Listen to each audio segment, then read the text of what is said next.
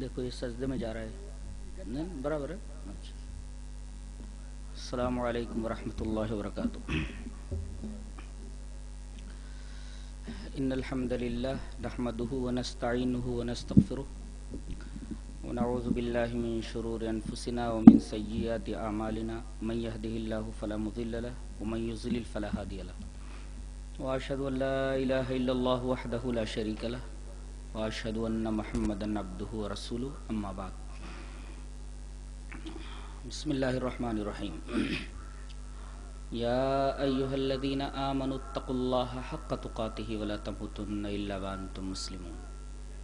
یا ایھا الناس اتقوا ربکم الذی خلقکم من نفس واحدہ وخلق منها زوجها وبث منهما رجالا كثيرا ونساء واتقوا الله الذي تساءلون به والارحام ان الله كان عليكم رقيبا. يا ايها الذين امنوا اتقوا الله وقولوا قولا سديدا يصلح لكم اعمالكم ويغفر لكم ذنوبكم ومن يطع الله ورسوله فقد فاز فوزا عظيما. اعوذ بالله من الشيطان الرجيم. بسم الله الرحمن الرحيم. يا ايها الذين امنوا اطیعوا اللہ واطیعوا الرسول ولا تبطلوا اعمالکم. اس مبارک نشست کے صدر محترم معزز علماء کرام، محترم بزرگوں، نوجوان بھائیوں، پیارے بچوں، پردہ نشین ماں اور بہنوں،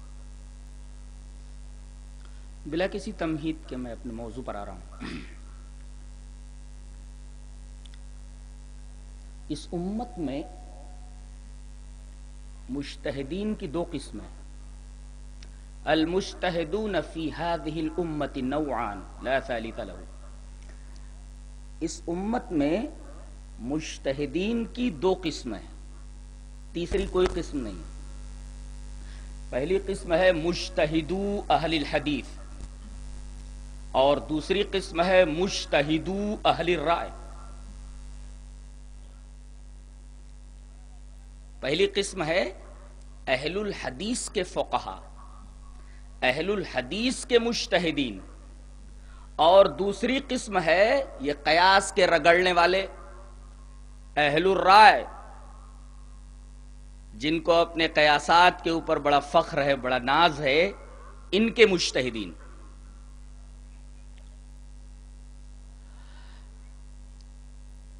مجتہدو اہل الحدیث میں سب سے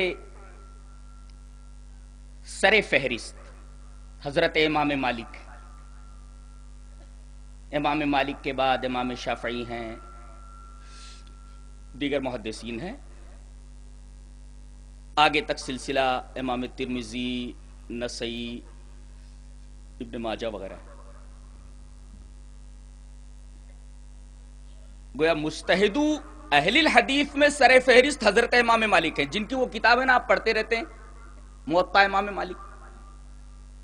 مجتہدو اہل الرائے میں سر فہرست امام ابو حنیفہ ہیں، اور آخر میں یہ سلسلہ چلتے چلتے رکتا ہے بشر مریسی پر. جانتے یہ کون ہے؟ یہ معتزلی ہے. رائے کا آغاز کہاں سے ہوا، اختتام کہاں پر ہو رہا ہے؟ اعتزال کے اوپر.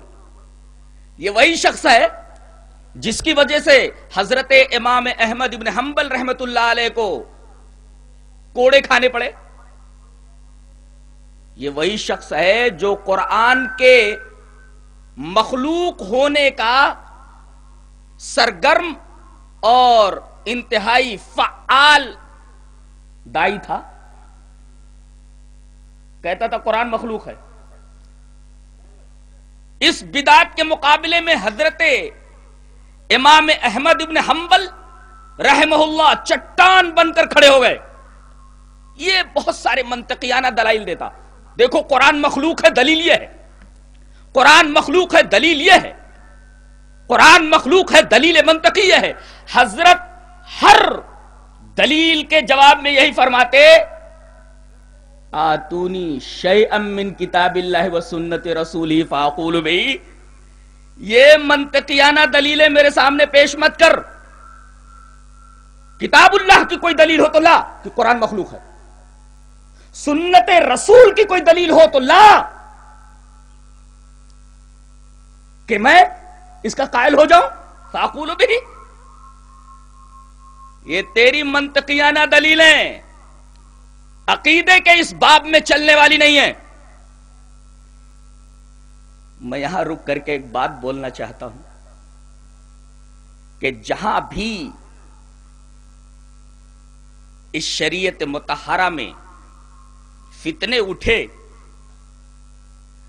ہر فتنے کے مقابلے میں اللہ تبارک و تعالی نے اہل حق کو کھڑا کیا تاکہ اس فتنے کی سرکوبی کریں.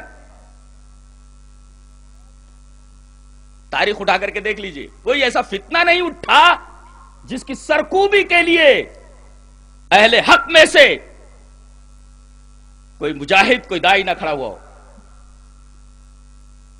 حضرت امام مالک رحمہ اللہ جانتے ہیں، وہ یہ مقلدوں کا مسئلہ ہے کہ اگر کوئی جبری طلاق ہو جائے تو طلاق واقع ہو جاتی ہے. مثلا شادی ہو گئی، نکاح پڑھا دیا گیا، کچھ انبن ہو گئی، دولہے کو پکڑ لیا گیا، چل طلاق دے، لڑکی تیرے گھر نہیں جائے گی. اب جبرن اس سے طلاق لے لی جائے، ڈر کے مارے دولہا بول دے میں نے طلاق دیا، تو جبری طلاق واقع ہوئی کہ نہیں؟ مقلدوں کے نزدیک ہو جاتی ہے. اگر دولہا ڈر کے مارے بول دے کہ میں نے طلاق دے دیا، لڑکی اس کے عقد کے باہر ہو گئی، حبالہ عقد سے نکل گئی. یہ مقلدوں کا مسئلہ ہے. حضرت امام مالک اس بدعت کے خلاف چٹان بن کر کھڑے ہوئے، کہا کہ جبری طلاق لیس بشیء، اس کی کوئی حقیقت اسلام میں نہیں ہے. ان کے سامنے امام ابن ماجہ نے جو ایک حدیث نقل فرمائی ہے، ابن ماجہ شریف کتاب النکاح میں، وہ سامنے رہی ہوگی. حدیث اس طرح ہے، وعن ابی ذر الغفاری رضی اللہ تعالی عنہ قال قال رسول اللہ صلی اللہ علیہ وسلم ان اللہ تجاوز عن امتی الخطأ والنسیان وما استکرہوا علیہ، رواہ ابن ماجہ فی کتاب الطلاق. حضرت ابو ذر غفاری فرماتے ہیں کہ رسول اللہ صلی اللہ علیہ وسلم نے ارشاد فرمایا کہ اللہ نے 3 چیزیں اس امت سے اٹھا لی ہیں. ایک تو بھولے سے اگر کوئی کام کر دے تو مواخذہ نہیں ہے، غلطی سے کوئی کام کر دے مواخذہ نہیں ہے، اور جبرن اس سے کوئی کام کرا لیا جائے تو اس کا بھی اعتبار نہیں ہے. اس حدیث کے پیش نظر حضرت امام مالک نے فرمایا کہ مقلدوں کا یہ مسئلہ صحیح نہیں ہے، جبری طلاق واقع نہیں ہوتی. اب حضرت دلیل پیش کر رہے ہیں، اور ایک بات یہ بھی ذہن نشین کر لے، جہاں حق کی آواز اٹھتی ہے مقابل کے سامنے دلائل تو ہوتے نہیں، تو کیا کرتا ہے؟ کیا کرتا ہے؟ 2 کام کرتا ہے. کہیں میں نے پڑھا تھا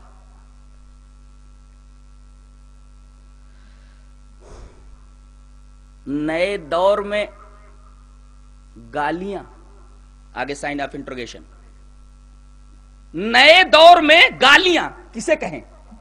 جواب دیتا ہے تمام دلائل کے خاتمے کا اعلان.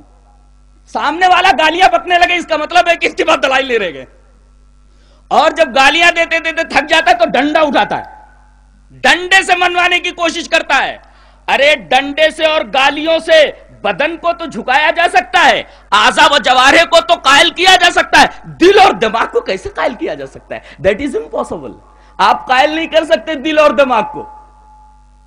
یہیں سے یہ نقطہ نکلا کہ اسلام زور زبردستی سے نہیں پھیلا ہے، شمشیر کے بل پر نہیں پھیلا ہے، اس لیے کہ ایمانیات کا تعلق، توحید کا تعلق دل سے ہے. تلوار سے اعضاء کو جھکایا جا سکتا ہے، دل کو نہیں، اور مطلوب تو قلب ہے.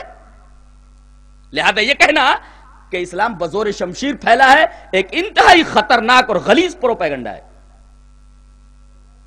تاریخی حقائق جس کی تائید نہیں کرتے، جس کے پیچھے کوئی مستحکم بنیاد نہیں ہے، جس کے پیچھے کوئی ٹھوس دلیل نہیں ہے. تو حضرت امام مالک کو پہلے گالیاں دی گئیں، حضرت کے اوپر گالیاں اثر انداز نہیں ہوئی تو ڈنڈا اٹھا لیا گیا، حضرت کے منہ پر کالک لگا کر کے گدھے پر چڑھا کر کے پورے شہر میں گھمایا جانے لگا. حضرت گدھے پر بیٹھے ہوئے ہیں، منہ پر کالک لگی ہوئی ہے، جہاں بھیڑ دکھائی دیتی وہاں گدھے کو روک دیا جاتا. حضرت گدھے پر سے اتر آتے، کہتے لوگوں جو جانتا ہے وہ تو جانتا ہی ہے، جو نہیں جانتا وہ جان لے کہ میں مالک